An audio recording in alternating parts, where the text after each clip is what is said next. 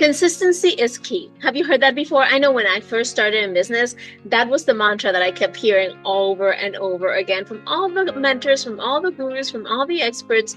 Consistency is key.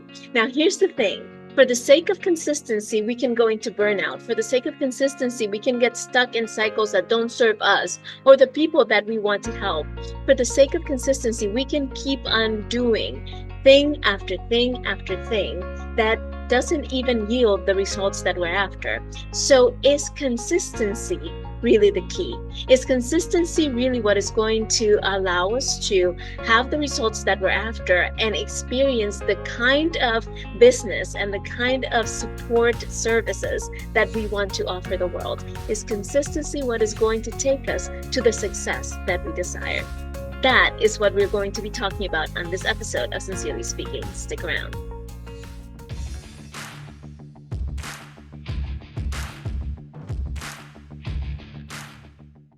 Consistency is important. If anybody tells you otherwise and you're trying to achieve a goal, build a business, do something meaningful, they're misleading you. They're leading you in the wrong direction. They are not giving you all the details and all the facts. Consistency is important. And anything that we are not consistent with is either not going to yield the results that we're after, or it's going to have peaks and valleys where you experience some level of success and then you plummet, or when you experience some momentum and then it dies down. So it's important to have consistency in order to build and maintain that momentum and that forward progress.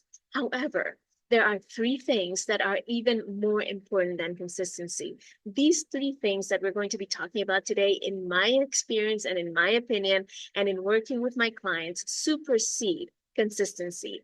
I believe that if you don't have these three things in place, all the consistency in the world is not going to take you to where you really want to go, because you will experience either burnout or confusion or doubt or some other experience and emotion is going to get in there and take away all the progress, make you backtrack in all the progress that you might have made with the consistency. I know that was my experience. Like I said before, when I first started in business, I kept hearing you have to be consistent. You have to post at the same time. You have to do the same thing. You have to have this pattern. You have to have this routine. You have to be consistent. And yes, being consistent at first helped me develop the muscle to get things done and to rise above some of my fear. And yes, being consistent helped me realize what things I was really good at and what things I wasn't, and what things I just needed more practice in, and what things it didn't matter how much practice I put in them, I wasn't going to get great at them because they didn't serve me or my audience the right way, or they didn't fit with the type of person that I am and the way that I want to show up, right? But when I started looking at these three things, these three elements, that is when I started understanding what true momentum really looks like. That's when I started seeing true progress and true growth. That's when I was able to avoid burnout and at the same time show up in a way that feels consistent to my audience and that allows everybody in my space to get me fully present, fully focused, and fully tuned in to what I'm doing and to what they need, right? So the three things that we're going to be talking about don't mean don't be consistent. They mean while being consistent, keep these three things in mind and see how these three things shape what consistency looks like, feels like, and means to you, right? Because consistency, like most anything else, can mean different things to different people and can look different in different spaces and in different scenarios. So let's dive right into the three things, and they are three C's that we are going to be looking at in order to fully elevate our consistency and take it to the level where it yields the results that we're after. So the three C's. The first one is conviction.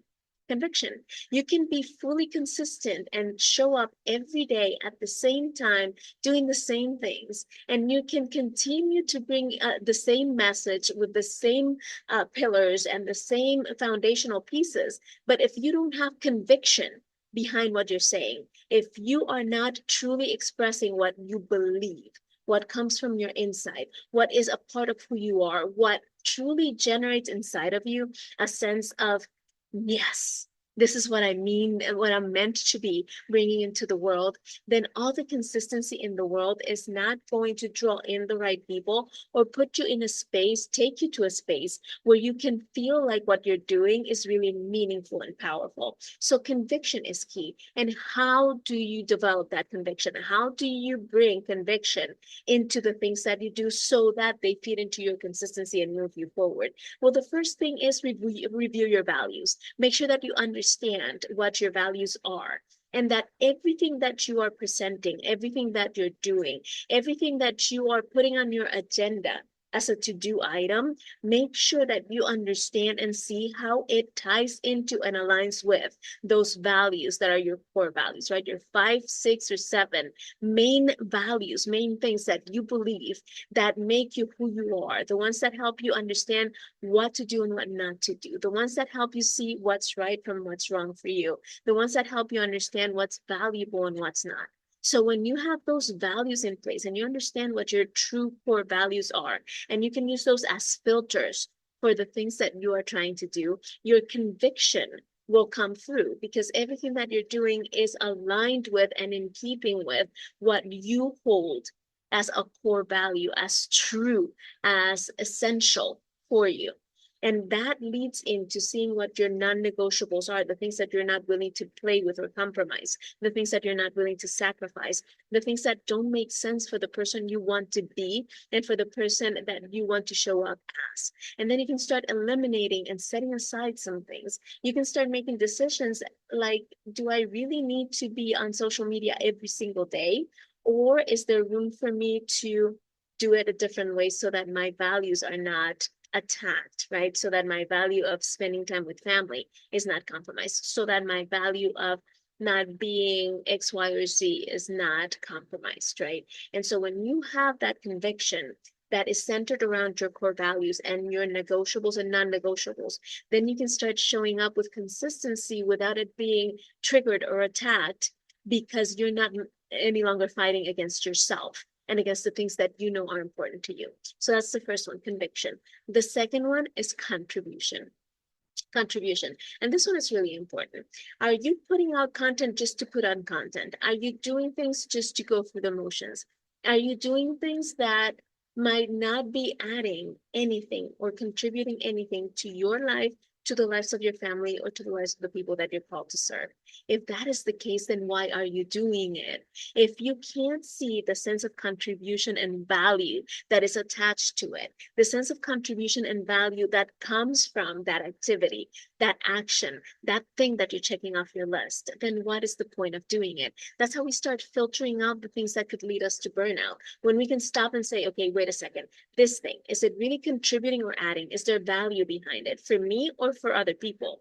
Is there really a sense of if I don't do this, somebody else is going to suffer or not get something that they could need or be restricted from or done a disservice because I'm not doing this thing? If there is that sense of if I don't do this, somebody else is going to miss out or I am going to miss out or there's going to be something that is going to fall through the cracks that shouldn't, then go ahead and do it.